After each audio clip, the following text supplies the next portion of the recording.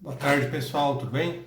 Hoje nós vamos falar um pouco sobre citação. O que é a citação? De acordo com o artigo 238 do Código de Processo Civil, é a convocação do réu, do executado ou interessado para integrar a relação processual. Então, com a citação, eu dou ciência para que o réu, o interessado ou executado, tome conhecimento da ação e possa integrar a relação processual, formando aquele triângulo autor, juiz e a outra parte, pode ser réu, interessado ou executado. De acordo com o artigo 239, a citação é requisito de validade do processo, ou seja, se não houver citação ou se a citação contiver algum vício, o processo é nulo. Então, mesmo que o processo esteja em fase adiantada de sentença ou mesmo de cumprimento de sentença, anula tudo até a citação, cita de forma correta a outra parte para que então retome o andamento normal do processo. E detalhe, a citação é obrigatória, de acordo com o artigo 239. Só não será no caso de indeferimento da petição inicial, cujas hipóteses estão no artigo 330 do CPC, ou no caso de improcedência liminar do pedido, que está lá no artigo 332. De acordo com o artigo 240 do CPC, a citação válida induz a litispendência. O que é litispendência? O autor depois não pode ingressar com nova ação contendo as mesmas partes, pedido e causa de pedido. Então, uma segunda ação eventualmente ajuizada, ela é litispendente à primeira. Por quê? Há um litígio já pendente, envolvendo as mesmas partes, causa de pedir e pedido, certo? Ela também, a citação, torna a coisa litigiosa. Então, o objeto que está sendo discutido no processo se torna litigioso. Também há a preclusão, ou seja, o autor com a citação válida não pode, em regra, alterar a petição inicial. Nós veremos mais para frente que poderá ocorrer essa alteração desde que o réu tenha anuído, concordado, o que na prática é de verificar que não ocorre. Perfeito? Também constituem em mora o devedor.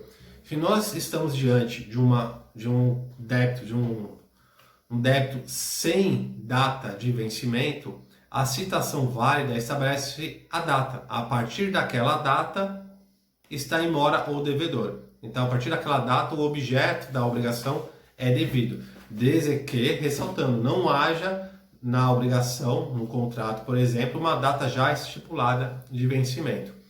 E por fim, interrompe a prescrição. Então, o autor ele tem um prazo prescricional para ingressar com a ação. Os prazos prescricionais estão no artigo 205 e 206 do Código Civil. Sendo que esse prazo fica interrompido com a citação válida, retroagindo para a data da distribuição da ação. Então, a citação válida interrompe a prescrição, contudo, os efeitos retroagem a partir da distribuição da ação, da data em que eu dei a entrada na ação. Perfeito? Isso está no artigo 240. Podemos também ressaltar que, em que pese ser obrigatória a citação, o comparecimento espontâneo da outra parte supre eventual nulidade, ausência e, no caso de vício. Então, se a parte, mesmo não citada, comparece nos autos do processo, através de advogado constituído, por exemplo, ou nos casos em que não há necessidade de advogado, havendo a manifestação no processo, a falta de citação ou vício na citação é suprido pelo comparecimento espontâneo da parte, certo? De acordo com o artigo 242 do CPC, a citação, em regra, ela é feita na pessoa da parte, ou seja, a citação é pessoal. É a parte, o réu, executado ou interessado, que tem que ser pessoalmente citado para tomar conhecimento da ação. Há uma ressalva no próprio artigo 242 que a citação pode ocorrer na pessoa do representante legal ou do seu procurador. Sendo que, no caso de militar, é importante destacar que, não tendo conhecimento da sua residência ou do seu domicílio, a citação pode ser feita na unidade que ele estiver lotado, que ele estiver em serviço, certo? Desde que eu não tenha conhecimento e eu justifique esse desconhecimento ao juízo. Perfeito? Esse está no artigo 242. O artigo 243, por sua vez, estabelece que, regra geral, a citação é feita no local em que se encontrar o réu executado ou o interessado. Então, às vezes, não só no domicílio, onde ele se encontrar, pode ser no domicílio comercial também, no local de trabalho. A citação, contudo, não será realizada se a parte estiver assistindo um culto religioso. Então, neste caso, tem que aguardar o culto, no caso da citação por oficial de justiça, por exemplo, o oficial de justiça tem que aguardar o término do culto religioso para que só então possa proceder à citação. Os nubentes também não podem ser citados na data do casamento até 3 dias depois, que são as núpcias. Então se respeita esse período e após o término desse período é possível a citação, certo? No caso de, na parte a ser citada, estiver em estado de saúde grave, enfermo, desde que seja grave, ele também não poderá ser citado. E por fim, no caso de falecimento, de óbito, se o cônjuge, companheiro ou parente de linha reta do citando falecer, a pessoa a ser citada não poderá ser, e durante, não só na data do óbito, mas da data do óbito até 7 dias depois do falecimento, que é o tempo de luto. Então, se o cônjuge, companheiro, parente de linha reta do citando vier a falecer, ele não pode ser citado.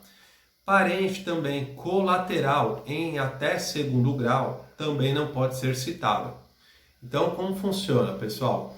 Eu tenho a linha reta, que é bisavô, avô, pai, você, seu filho, linha reta. No caso do colateral, nós subimos até o ascendente em comum. Vamos colocar um primo, por exemplo. Então, eu subo para o meu pai, para o meu avô, ascendente em comum, desço para o meu tio, 1º grau, desço para o meu primo, 2º grau, certo? Então, subo até o ascendente comum e começo a descer. E cada dessa descida que estão nas laterais é um grau a ser computado, certo? Veja, pessoal, não ocorrerá a citação, de acordo com o artigo 244, nesses casos, salvo se for para evitar perecimento de direito. Se for para evitar perecimento de direito, poderá ser feita a citação mesmo nesses casos que eu acabei de mencionar. Perfeito? Isso a gente tem que tomar cuidado. No 244 estão essas possibilidades. O artigo 245, por sua vez, estabelece que o mentalmente incapaz ele não pode ser citado. Então, o mentalmente incapaz ele é citado pelo oficial de justiça. Sendo o caso, o oficial de justiça tem que certificar no mandado que o citando é mentalmente incapaz e apresentar essa certidão ao juiz. No prazo de 5 dias, o juiz nomeará um médico perito de sua confiança para atestar esta incapacidade ou não. Essa nomeação de um médico perito no prazo de 5 dias não será necessária desde que os familiares demonstrem, apresentem o atestado médico já atestando, comprovando essa incapacidade. Se houver essa comprovação, é desnecessária a indicação de um médico perito de confiança do juízo. Perfeito? Está lá no artigo 245 do Código de Processo Civil.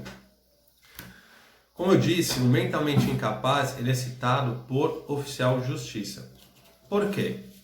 No artigo 246, nós temos as espécies, as modalidades de citação.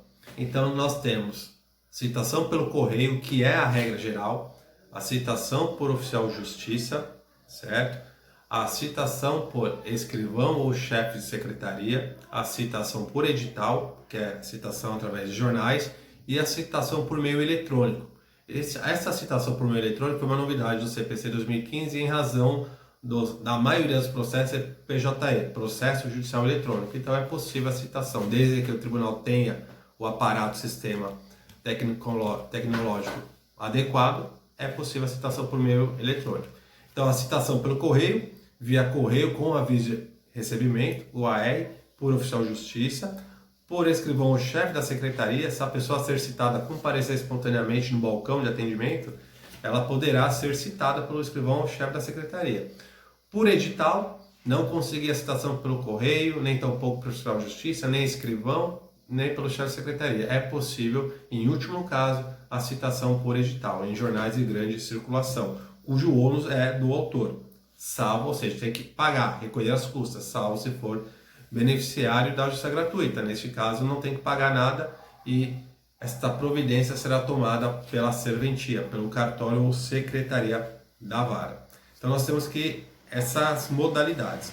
O artigo 247 estabelece que o caput, a citação em regra será feita pelo correio com aviso de recebimento, salvo. Então, salvo, um exemplo que eu acabei de falar, envolver incapaz, menor, por exemplo, ou um enfermo que não pode exprimir, manifestar sua vontade. Então, no caso de incapacidade, a citação é por oficial de justiça.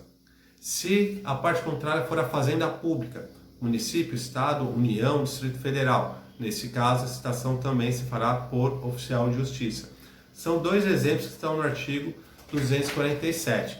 E nós temos que verificar também que, embora a regra geral seja a citação pelo correio, se o autor justificar a necessidade da citação por oficial, em que pese ser a regra geral, requer a citação por oficial de justiça, vírgula, considerando que em outros processos o réu não é localizado pelo serviço de correspondência. Então eu tenho que justificar. Então eu posso requerer na petição inicial que a citação seja por oficial de justiça e não por correio, e seria o caso prático. Perfeito? Então, pessoal, sendo verificada a regularidade da petição inicial, cumpridos os requisitos legais da petição inicial, lá do artigo 319 e 320, que nós já vimos em vídeo anterior, o juízo vai determinar a citação do réu interessado ou executado para integrar a relação processual. E citado terá o prazo de 15 dias para apresentar uma das defesas possíveis, tais como contestação e reconvenção. As defesas serão objeto do próximo vídeo, então a gente se vê lá. Até mais, pessoal. Um abraço.